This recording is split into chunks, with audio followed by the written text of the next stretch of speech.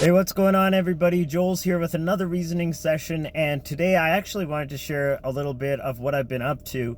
Lately, I know things have been accelerating, and as I step more into just doing what Source is calling me to do from my heart, I'm actually being put on projects and literally on these divine missions in order to reclaim territory and reclaim just institutions for purity, for what they were intended for. Because honestly, we weren't intended to be manipulated. We weren't intended to be controlled. We were made to actually be in control, to be the sovereign beings, and to create the world that we know we want. And not only that, to embody our full and purest talents. Come now and let us reason together. Come now, we can talk it over. So the more I get in tune with Source, the more Source is actually sending me on these divine missions. And the other day, I actually reclaimed this entire community for Elohim, for divine purpose, because there's no more playing around. You know, evil has had its heyday, and I went out and I walked around this entire neighborhood, and everywhere I walked, I kept saying, every place where your foot shall tread, I shall give to you. This is the promise that God made to Moses and to Joshua. And if you know the story, Joshua was like the lead conquistador, and he led the whole nation of Israel into the promised land, reclaimed their territory that was originally promised to Abraham, and that's where they settled. So Joshua was like the one man that was the catalyst that allowed all of that to happen. And of course, after Joshua went away, they got complacent, they started assimilating, and from there, things spiraled downhill. But that is literally what was burning inside me. And as I was walking, it was like each step was made of fire. And sometimes people were walking towards me, and normally, like, I'm kind of timid, especially when I see somebody on the sidewalk, especially with the way people have been acting since the lockdown. But I did not flinch, and I was on a mission from God. And even if people had issues with me, I realized, like, now I'm answering to a way higher authority. So no matter what physical institutions or organizations or other forms of authority people might say, oh, you know what, you have to respond to this, I respond to a higher authority now. And that authority transcends any kind of physical institution. So the passage I actually want to share today comes from, again, the Oracle of Joel.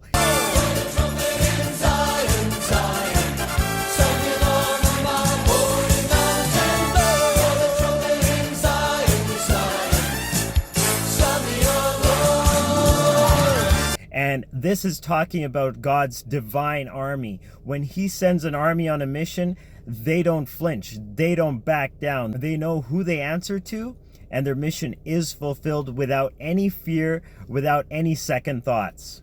So this is chapter 2 and verse 7 of the Oracle of Joel. They shall run like mighty men. They shall climb the wall like men of war. And they shall march every one on his ways. They shall not break their ranks. Like I said, again, people would walk towards me. Some people in this community, it's not so bad. Like, people know the media is manipulating things. But I noticed that in other communities, sometimes people will just see you walking towards them, and you'll be like maybe even half a kilometer away, and they'll cross the street and go to the other side. I mean, come on. But like, normally I would like step aside or at least wait. But this time it was like, whoa, I was on a mission. I was reclaiming not only territory, but dominion in this physical plane for pure Source. And nothing flinched me. It's like literally I felt a fire coming up inside me that emboldened me. And I'm not saying to get confrontational. Don't misinterpret my words here. What I'm saying is that when you answer to the highest authority that there is, you have no reason to fear anything that man can do to you. And you don't need to back down when you're on a mission from God. We're on a mission from God. Neither shall one thrust another. They shall walk everyone in his path. So we're not even going to be fighting each other. When we're manifesting that vision that's inside of us, that's coming through from divine source, it agrees with everybody else's vision, their talent, their calling, their purpose as to why they're in this physical plane. It's not going to steal anyone else's joy or dream or take away from anybody's ideal life. It all fits together like pieces of the puzzle, and we're creating this world all together. But it's only when we get egotistic that's when we start to steal for ourselves, and we're stealing from other people's realities. We're manipulating, we're controlling, and we're like literally crabs in the bucket, right? Trying to crawl above each other and literally just keep each other down. But the oracle goes on, when they fall upon the sword, they shall not be wounded. So we don't even have to worry about these weapons that they might threaten us with, because when we're fighting for divine justice, they can't hurt us. Even when they've created weapons, it even says in Isaiah, no weapon formed against you will prosper. So with that knowledge and this just emboldening, we can really step into our true calling, our true potential, and literally charge straight into this battle and literally embody that best life yet, but have no fear. It continues, they shall run to and fro in the city. They shall run upon the wall. They shall climb up upon the houses. They shall enter in at the windows like a thief. The earth shall quake before them. The heavens shall tremble.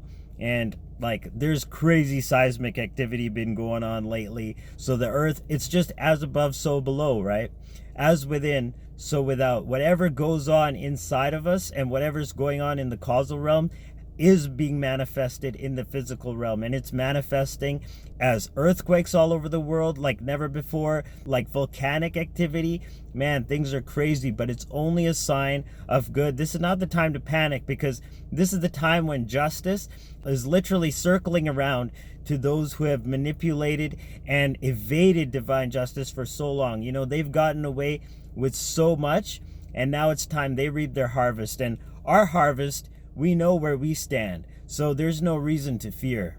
It goes on and it says, the sun and moon shall be dark, and the stars shall withdraw their shining. And Yahweh shall utter his voice. Again, Yahweh is the God that represents the aspect of God that is cyclical justice.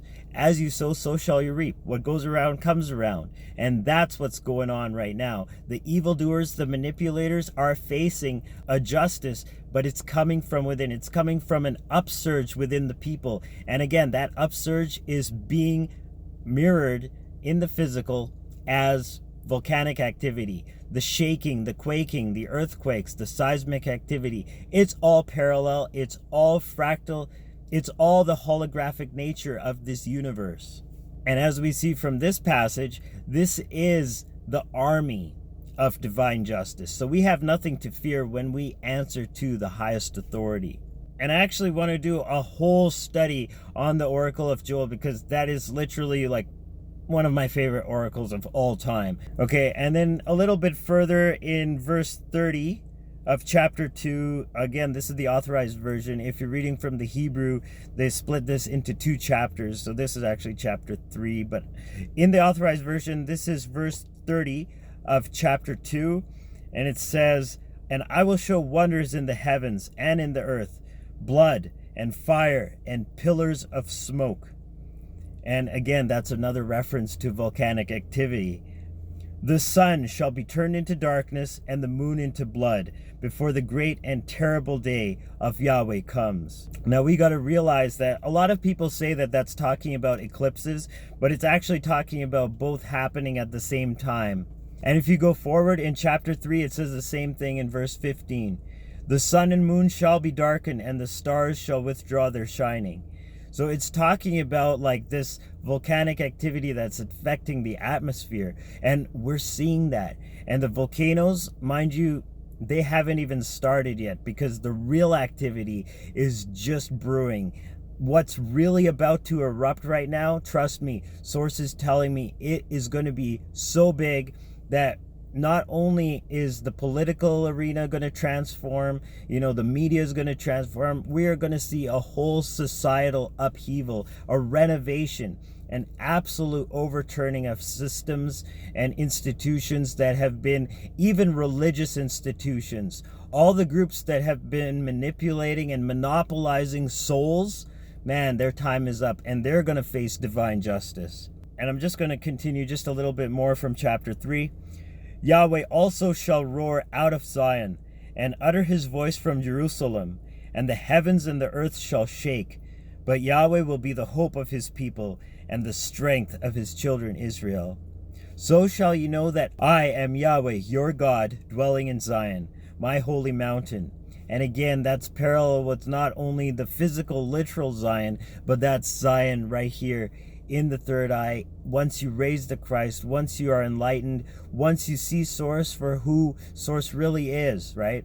This process that is being born in all of us continuously, we just have to tune into it, be receptive to it, and step up, claim our sovereignty, and be the kings, priests, and prophets that we were originally created as B'nai Elohim. Then shall Jerusalem, again, be holy, and there shall no strangers pass through her anymore.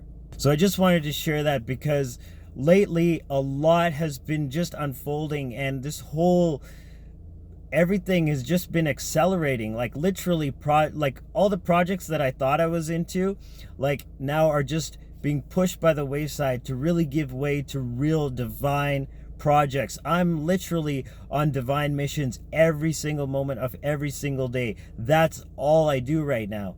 And that's what I want for you guys, because the satisfaction and the fulfillment, and we're building a new world when we step up to that level. We are building the world, and when we do the groundwork, we're going to start to see absolute transformations in our lives, and we're going to start to reap the transformations. Once we lay the foundation, we're going to actually see the harvest come. So lay the foundation now while we still have time, because when this new world blossoms, man, it's just going to accelerate, and you can be on the leading edge as well. Stay optimistic, because we literally are transforming this world from the inside out, from the bottom up. I'll see you in the next video. Joel signing out once again. Agape, Salaam, Namaste.